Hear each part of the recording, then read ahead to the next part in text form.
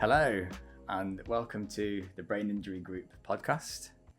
We're going to share stories, insights, and guidance to families and individuals who have been impacted by life-changing injuries, and also touch on the experience of the professionals working alongside them.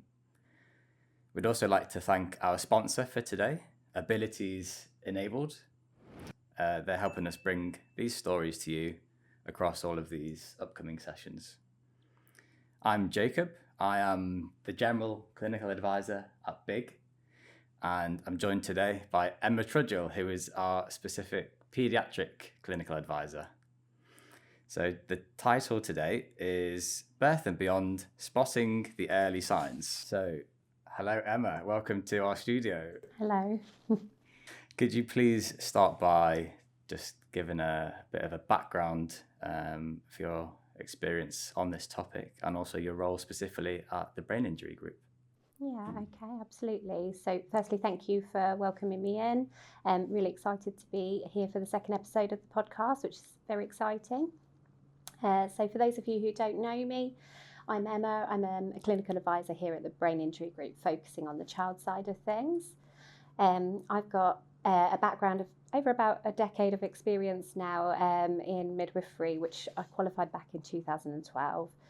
I spent years working, first of all, on the front line in the NHS, on delivery suite and a maternity triage. And then around about 2021, I moved over to the private sector and I focused a project on health inequalities. And then I've since moved over to the Brain Injury Group and to UK Expert Medical, where I'm really privileged to be able to use that expertise that I've built over the years and lean in on the human impact of the clinical working as well to really provide sound medical answers for families, as well as that holistic wraparound care, in particular for children with a brain injury. Fantastic. Thank you very much. So we'll just get stuck into our discussion today. So starting off then, what would you say are some of the most common reasons that cause children to have a brain injury around the time of birth? Yeah, okay. So I would say the significant, most important thing that's going to cause a brain injury in a child around or about the time of birth is where there's an interruption in that sort of oxygen and the blood supply that goes to the baby's brain. And the baby's developing brain, it's completely dependent on a constant supply of that oxygen and blood. So even a short reduction in supply can cause a significant impact. And the way that I would, I suppose, describe that to families is looking at something like the TIME acronym, so TIME. And it's if you imagine the baby's brain as a time machine, and it's highlighting the moments in which a baby's brain can become vulnerable to injury. So T would be looking at that sort of trauma aspect of things. So that's things like maybe where the shoulder can become impacted at delivery. So we call that something called shoulder dystocia.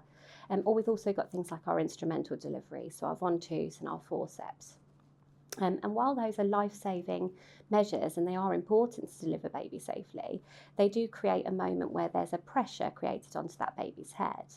And in themselves, the fact that we're needing to carry out life-saving measures says that there's a baby with already some degree of compromise, which takes us back to that original point of the most important part is where there's an interruption in oxygen to the blood supply, which is probably why we're carrying out the traumatic movements. So it takes us on to I in the acronym, which is interruption, the most important factor. And we've spoken about how that can be prevalent at delivery. So that's things like where the shoulder can become stuck or the delivery manoeuvres with instruments. But it can happen long before that as well. So that can be things in pregnancy. So when we're having our ultrasound scans, we look at the size of baby and whether baby's too big or baby's too small. And sometimes that can give us a bit of a clue as to what the placenta and the cord function and things are doing and whether there is that interruption to the supply going to baby. And the conditions as well in pregnancy that can sometimes cause that interruption. So things like preeclampsia and gestational diabetes, if they're not well controlled, can just disrupt that flow of oxygen and blood to the baby and then can cause that injury. Moving on to M in the acronym, that would be for maternal factors. So that's things like infection can play a part in the role of injury. And I think the really difficult thing about something like that is that it's happening behind the veil. So it's something that we're not able to see. It's behind lycra, it's behind maternal tissue, and neither professionals nor parents can necessarily see it coming. And then we've got E, which is external factors, or indeed just the absence of any cause. And I think that's a really difficult thing with child brain injury, is that sometimes we can carry out every investigation and every test, and we just never really get that underlying cause, and we don't know quite where that first happened. And I think that's incredibly difficult for families to hear when they're dealing with something that's quite so life impacting.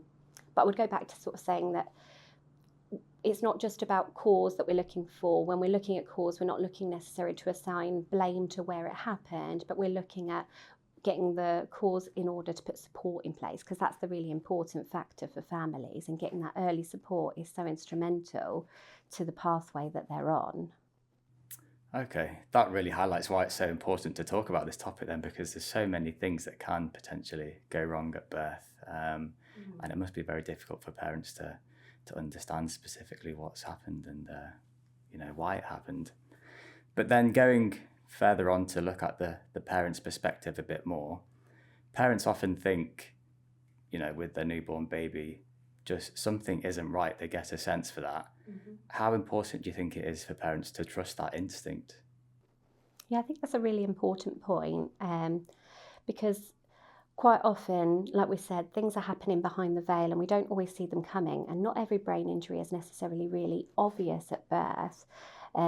So quite often the first signs that a baby will have an injury isn't going to come from an investigation or a test or a professional. It is going to come from that parental instinct and that sign that they think that maybe something just doesn't feel quite right. And I would say that it's really important for parents to trust that instinct. And what we've got to remember as well is they're not going to tell us it necessarily in medical jargon. So they're not going to tell us my baby has abnormal tone or my baby has brisk reflexes. They're going to use quite simple language, but we need to be able to listen to what that language is and relate that to what that might mean medically. So parents will talk to us about how their baby's feeding, how their baby's handling when they're changing the nappy. And all of those are really key factors. I would say, as well as professionals, when we go in and we assess a baby, whether that's midwife, whether that's doctor, we have a really small snapshot in time of that baby where we're carrying out an assessment. And then we go about our day, and it's the NHS, so we're very busy and we've got a million other things and a million other patients that we're seeing. Whereas that parent is sat with that baby the whole time. So they're very aware of every movement their baby makes, every breath their baby takes, every cry that their baby has, and they become the experts in that care. And that's why it's absolutely crucial that we have to really take on board that parental instinct. And if we think of that as like pillars of a baby's journey, the first part is the incidents. That's what we spoke about previously, and where there's that interruption. And then the second part and that second pillar is where the parent is then telling you something doesn't feel quite right. And then that's when the third pillar comes in, and that's where intervention comes into play. Intervention doesn't necessarily have to be, I'm going to order a CT scan today. Intervention can be as simple as, this parent's mentioned something to me, I'm going to record it because we now have a pattern, and that pattern now is available to the next person that comes to see this baby. It's not a one-off, it's something that is, this baby's had jerky movements 3 days in a row, and that starts providing something. So recording, extra surveillance, we're going to do a few extra checks on this baby or keep them in, and as an inpatient for a bit longer. It doesn't necessarily have to be in-depth investigations at that first point, but we should be doing something to intervene. Okay, so yeah, just building up that overall clinical picture to best get an idea if something, does need to be escalated. And you did mention parents aren't going to think, oh, my baby's got poor tone, but knowing what they should be looking for, I suppose, will help. So you did mention if a parent is worried about baby's movements or feeding or their general behaviour, what should parents do as the next step, do you think? Yeah, so we just spoke about how sort of important that parental instinct is, and trusting your gut feeling when something doesn't feel right. But I would say instinct alone isn't enough. We need action. So when you're noticing things like maybe your baby is not rousing for feeds like you would expect them to, or maybe they're really struggling when they're trying to feed, whether that's breast or bottle, they're just not latching quite the way that you would think. Another thing you might notice is that they're choking on their feed, so they appear to feel like they're choking, whether that's again breast or bottle. You might notice when you're doing their nappy that they're pulling their legs quite tight and stiff, or again changing their clothes, either very floppy or very stiff. So those sorts of bits that you're noticing, the first step and the first action is to reach out. So that might be your midwife, that might be your health visitor if you're already in the community setting, or the GP, or if you're really worried in terms of things like abnormal movements and very jerky, that might be an emergency service. So a 999 call, or attend in a hospital setting. But the first step would be to reach out.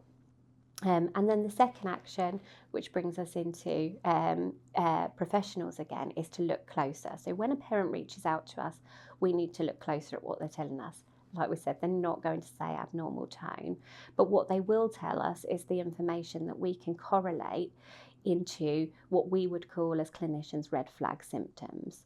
So we would then break that down maybe into sort of two categories, so the feeding difficulties and the movement and tone, and we would look at whether any of those sort of give us any neurological concerns for this baby.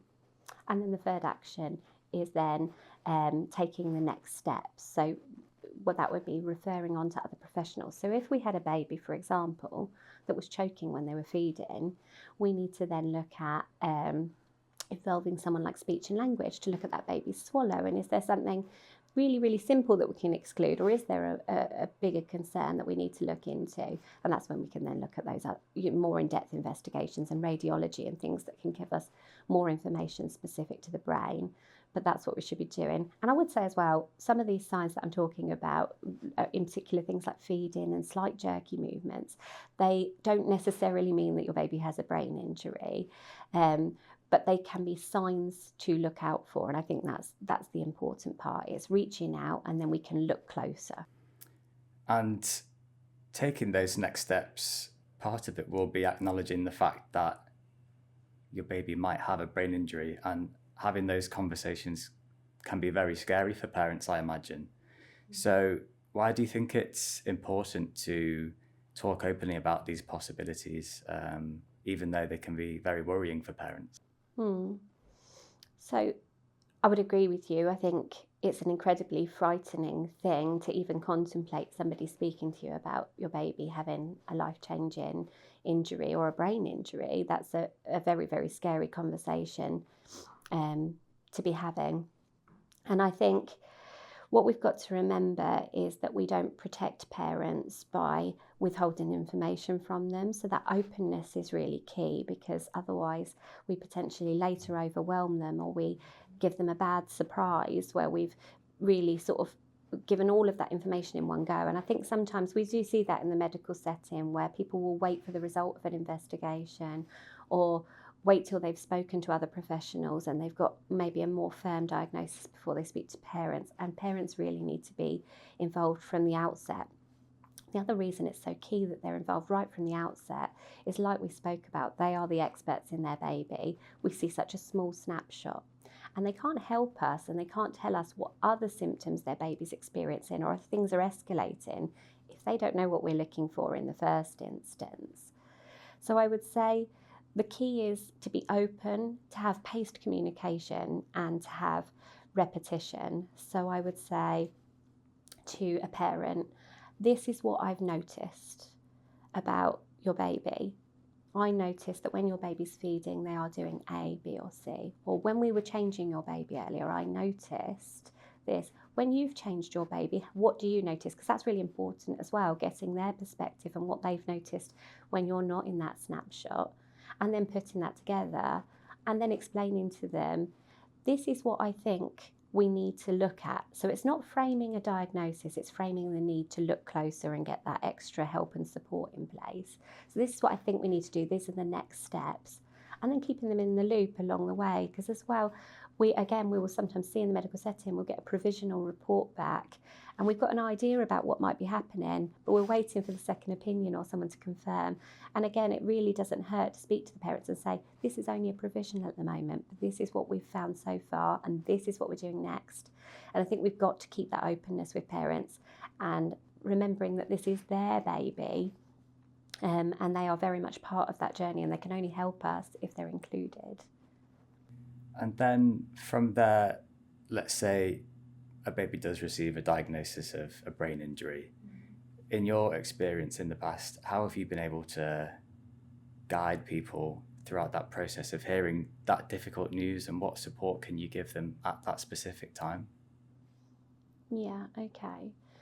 So I would say we've spoken a bit about medical terminology for one. So I would say it's going back to really simple language and really kind language as well. So simple, kind language, um, and remembering that you're not just delivering clinical facts in that moment. You're holding someone's heart in their hand, and that's a moment which I know Kate touched on in her podcast last week. That someone's going to remember that diagnosis and that moment that information was delivered for the rest of their lives.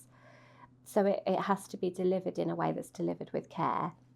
And that doesn't mean that we're not honest or open about the facts. We can be very honest, but delivered in a drip-fed way where it's sort of pacing that information out at the point of parents taking it in, giving them plenty of space for questions as well.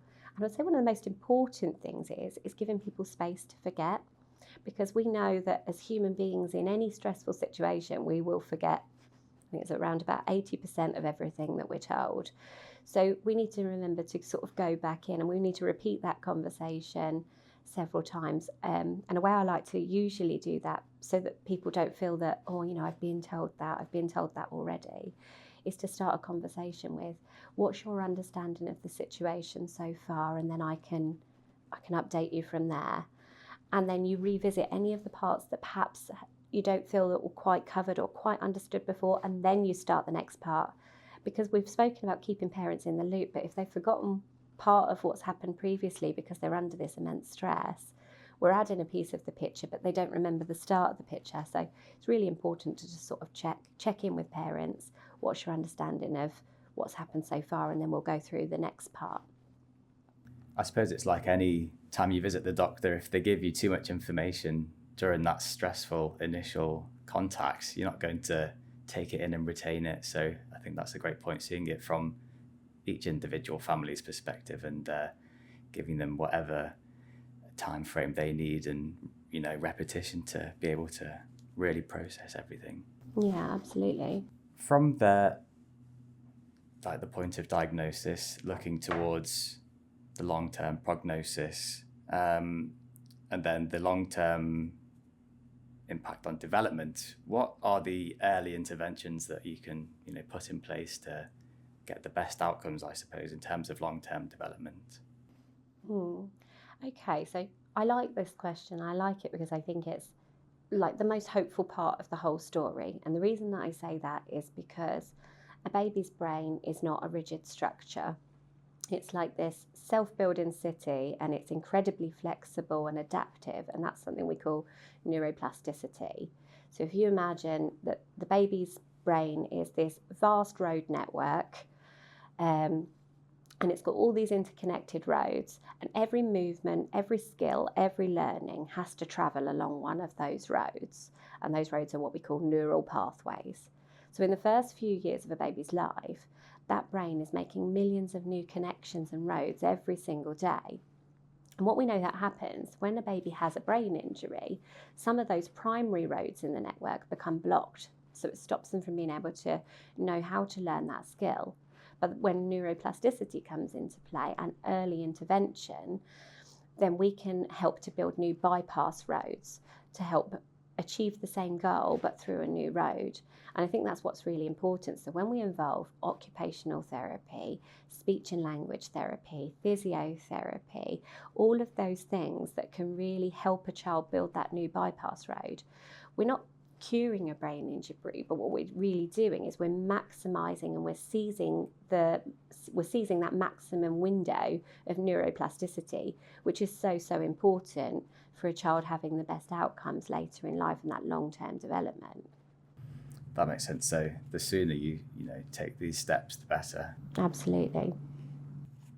In terms of that's I suppose focusing on what we can do to improve the medical prognosis, but for the wider family and getting the best outcome for everybody there, what do you think friends, family and the wider community can do to support parents, and how can that help just get the best outcome as well in a holistic sense?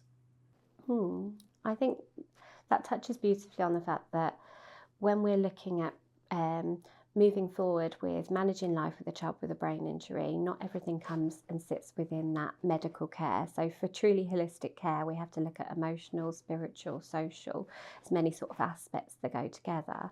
And for friends and family, I would say when somebody has a child with a brain injury, they become part of this very lonely new landscape. So they're in, say, a vast Sahara desert, and it's a very unique landscape that is part of a club they perhaps never asked to and never wanted to join. And the people around them perhaps aren't in this same club now. So it's finding a way that we can recognise the landscape that that parent is in. And I think that's really important for the people around them, recognising the landscape, and recognising that experiences can sometimes seem very similar but can be very different. So I would always say to people to avoid comparisons when you're supporting someone that's got a child with a brain injury. So for an example of that would be something like a child with sleepless nights, and all babies we know do have sleepless nights and can make their parents very sleep deprived. And if a parent is saying, oh, I know, I understand, because my baby hasn't slept for 3 weeks either and it's exhausting. Now, I'm certainly not going to downplay that. I have 3 children myself. It is exhausting. But it's a very different landscape when you have a child with a brain injury, because you have extra additions on top of the sleeplessness. And that might be that your baby's not sleeping well at night because their legs go incredibly stiff and they're in pain. And I think when you add the weight of guilt of knowing that your baby's in pain and you don't know how to make that better for them on top of sleep deprivation, it might sound like a very similar experience, but there can be a very different way that you're experiencing that similar thing. So I would avoid comparisons and recognise that it is a very unique experience, and just giving parents space really to have those really valid feelings, listening without that judgment, just allowing space for it. I would say it's really useful if you can put in place practical resources, and I know that's something that we can be quite good at with the brain injury group as well, and with our Stepping Stones clinic, so where we can provide parents a little bit of a roadmap. So we've spoken about the injury, but about the next steps and the things that we can do to help. So whether they need support with, care planning, or whether they need support with financial planning, or whether they need putting in touch with peers, because there's a lot of support in peers and networking. And when people sit in those clinics and they can sit with another parent that can hold their hand of someone else walking the journey that's experienced the same thing they have, I think there's a real power in that. So I would say peer network supports community groups, avoiding comparisons, and providing practical support where you can. And that could be little things. That could be watching siblings while mum's attending hospital appointments, or that could be bringing over some home cooked meals. There's lots and lots of different ways friends and families can support. But I think ultimately it comes back to recognising that it's a very unique landscape, and allowing space for that. I definitely agree. I know Kate last time touched on how lonely it can feel. And I'm sure you can feel lonely even with friends and family around you. So having specific support groups where other people have gone through a similar experience to your own must help alleviate that loneliness that it's otherwise quite hard to take the edge off, I suppose. In closing then, could you give us one message that might be able to reassure any of our parents that are listening in general? Okay, so I would say the most vital message that you could probably take away from the whole thing is that the love that you have for your baby is already enough. And when you pair that with your parental instinct from those very first hours, weeks, months, then I think that that's an incredibly important medicine that can sort of carry you along that pathway. I would say remember that you don't have to walk that journey alone. So you've got midwives, you've got health visitors, you've got your GP, you've got numerous other practitioners in that sort of therapy space. And then you've got community groups, so places like the brain injury group that you can reach out to for that support and guidance, to help you along that journey and provide bits of that roadmap for you. I would say that's probably the key takeaway message. Thank you so much. So we've got this budding tradition now where we'll answer a question that was left by the previous guest. So I'll read out Kate's question for you now. So she asked, what value do you feel that big stepping stones can add to our group? And how has Kate's lived experience impacted the way you work, Emma? Oh, I jumped the gun on big stepping stones, didn't I? So, yes, I think big stepping stones is a really important cornerstone to what we're doing at the Brain Injury Group. And the reason I say that is if we go back to what we were talking about providing that truly wraparound holistic care, then there's supporting peers. And I think that's something that's really key at the clinics that we're able to offer. Is that, yes, we're going in and we're able to offer some advice and we're able to offer some information, but there's more important things than that going on in that room, and that's that other parents are sitting together that have walked or are walking the same journey right now, and that can share those experiences and validate those experiences between each other, and there's a real power in that. So I think that's really important. But the other thing we spoke about was how important it is to give parents a roadmap and talking about the next steps and what comes next. Because if you're in a very isolated landscape and you're not sort of sure, this isn't something most people have encountered before in their lives in terms of a brain injury. And you have to take it each step as it comes. We spoke again about how people will forget 80% of what they're told under stress. So there is no which way upon discharge from a hospital when your baby's, a few days old, that we can give information that's going to cover you right the way through to transition to adulthood. So it's having community networks and things like the Brain Injury Group, where we can provide extra bits of that roadmap along the way. So it's repetition of information, but also potentially brand new information. So what is now available now my child's this age? I've started to think, now my child's got to this age, how are we going to financially prepare for when they're older, perhaps when I'm not able to provide this full-time care for my child. So I think that becomes really, really important. We can provide holistic care with peer networking, and we can also provide some clinically sound information for those parents and providing a bit of a roadmap. And I would say, sort of going back to my career, I've had that decade-long experience of clinical expertise, but also I've been on a real mission of sort of trying to improve health inequities. And I think that blends really beautifully with Kate's lived experience and stories like Kate's as well, which are incredibly powerful, of somebody who has navigated the system of managing life with a child with a brain injury. And I think it allows us to really synergize as a team, because we can provide clinically sound answers to parents while really leaning on that informed human impact of the clinical working. So it allows us to really provide that, I suppose, that holistic wraparound care for those families that are approaching us. And I think that's really a really lovely part of the way that our team can work. Yeah, I really agree. Having the medical knowledge, the theory, it can only get you so far when you're really dealing with families who are struggling with certain issues. So yeah, having your own personal experience and yours and Kate's, I think is really part of what makes us special and really enables us to help people in a big way. Pardon the pun. So just to carry on with the tradition then, could you give us a question to leave for our next guest, please? Yes. Okay, so I don't know who the next guest is, so I do apologise in advance if it's a difficult one to answer. But I'm hoping it can be a little bit generalised, that anybody could have an opinion on.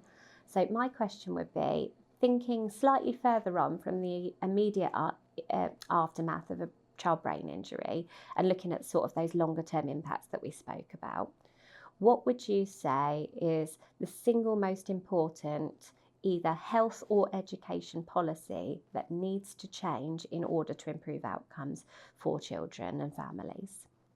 Okay, that's a good one. Very poignant. Thank you so much, Emma. It's been absolutely fantastic. Thank you for having me. And then thank you for watching. Please join us again next time on the Brain Injury Group and Stepping Stones podcast.